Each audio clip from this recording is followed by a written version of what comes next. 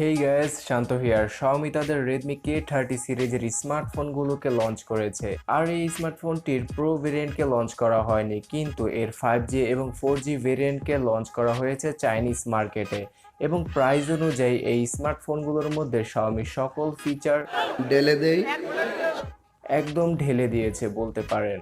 কারণ 20,000 টাকারও কম প্রাইসে লঞ্চ করা হয়েছে Redmi K30 সিরিজের 4G ভেরিয়েন্টটি এবং 25,000 টাকার মধ্যে এর 5G ভেরিয়েন্টটিকে লঞ্চ করা হয়েছে।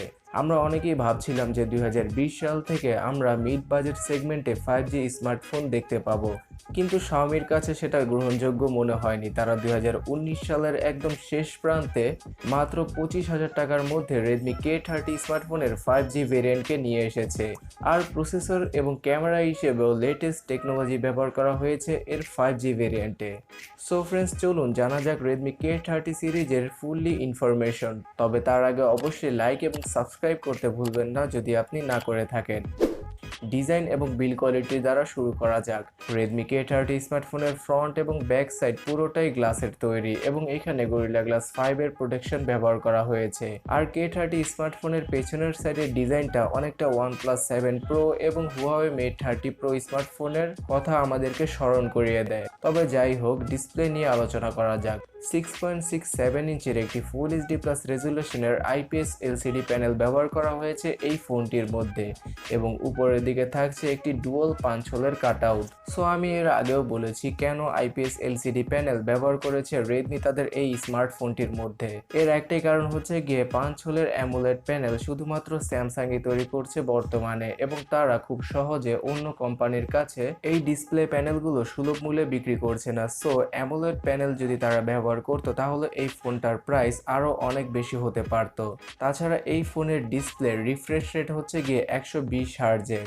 সো পাঞ্চ হোলের IPS ডিসপ্লেতে 120 হার্জের ডিসপ্লে এই প্রাইসকে আসলে জাস্টিফাই করে। তাছাড়া পারফরমেন্সের ক্ষেত্রে 5G এবং 4G ভেরিয়েন্টে কিছুটা পার্থক্য রয়েছে। Redmi K30 স্মার্টফোনের 4G ভেরিয়েন্টে ব্যবহার করা হয়েছে স্ন্যাপড্রাগনের 730G প্রসেসরটিকে, আর 5G ভেরিয়েন্টে ব্যবহার করা হয়েছে স্ন্যাপড্রাগনের 765G প্রসেসরটিকে। এবং এটা হচ্ছে গিয়ে একটি 5G প্রসেসর যেটা কিনা কোয়ালকম সদ্যই লঞ্চ করেছে।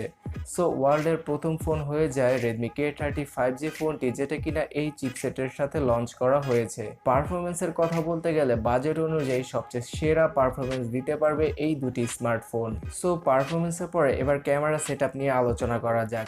সনির IMX686 64 মেগাপিক্সেলের সেন্সরটিকে প্রাইমারি সেন্সর হিসেবে ব্যবহার করা হয়েছে K30 সিরিজের স্মার্টফোনে এবং 4G এবং 5G ভেরিয়েন্টে এই সেন্সরটিকেই ব্যবহার করা হয়েছে। তাছাড়া দ্বিতীয় ক্যামেরা হিসেবে থাকছে একটি 8 মেগাপিক্সেলের সুপার আল্ট্রা ওয়াইড ক্যামেরা, 2 মেগাপিক্সেলের একটি ডেপথ এবং 2 মেগাপিক্সেলের একটি ম্যাক্রো ক্যামেরা রয়েছে Redmi K30 4G ভেরিয়েন্টে এবং 5G ভেরিয়েন্টে 2 মেগাপিক্সেলের নয় 5 মেগাপিক্সেলের একটি ম্যাক্রো ক্যামেরা ব্যবহার করা হয়েছে।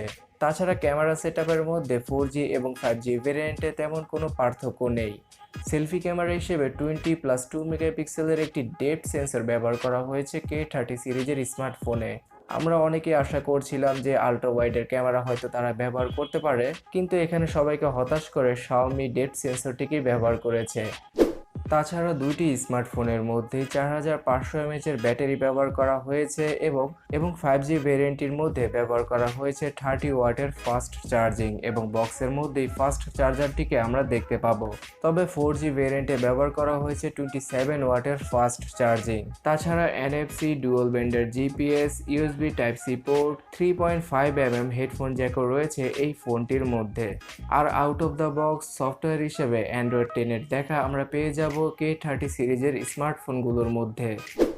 স্টোরেজ ভেরিয়েন্ট হিসেবে 664, 8128 এবং 8256GB পর্যন্ত ইন্টারনাল স্টোরেজের দেখা আমরা এই ফোনগুলোর মধ্যে পেয়ে যাব। সো এবার প্রাইজিং সম্পর্কে জানা যাক। Redmi K30 স্মার্টফোনের 4G ভেরিয়েন্টটিকে লঞ্চ করা হয়েছে 1599 ইউয়ানে। যেটা কিনা বাংলাদেশি টাকায় 19,300 টাকার মতোই পড়ে। আর এর 5G ভেরিয়েন্টটিকে লঞ্চ করা হয়েছে 1,999 ইউয়ানে, যেটা কিনা বাংলাদেশি টাকায় প্রায় 24,000 টাকার মতোই পড়ে। সো ফ্রেন্ডস, বরাবরের মতোই শাওমি কিন্তু খুব ভালো একটা প্রাইজিংয়ে তাদের ফোনগুলোকে নিয়ে এসেছে। আগামী জানুয়ারি মাস থেকে আমরা রেডমি K30 স্মার্টফোনের 4G ভেরিয়েন্টটিকে বাংলাদেশের মার্কেটে দেখতে পারি আনঅফিশিয়ালি, এবং এর প্রাইস 25,000 টাকা থেকে শুরু হতে পারে, এবং মাস দুয়েক পরে এই ফোনটির প্রাইস 21,000 টাকার নিচেও নেমে আসবে, যেমনটা কিনা সবসময় হয়ে থাকে। So friends, at the end video ভালো লাগলে অবশ্যই লাইক এবং শেয়ার করুন, আর এই চ্যানেলটিকে সাবস্ক্রাইব করার পরে পাশের বেল আইকনটিতে ক্লিক করে রাখুন পরবর্তী ভিডিওগুলো মিস না করতে চাইলে। সো দেখা হচ্ছে পরবর্তী ভিডিওতে। টাটা।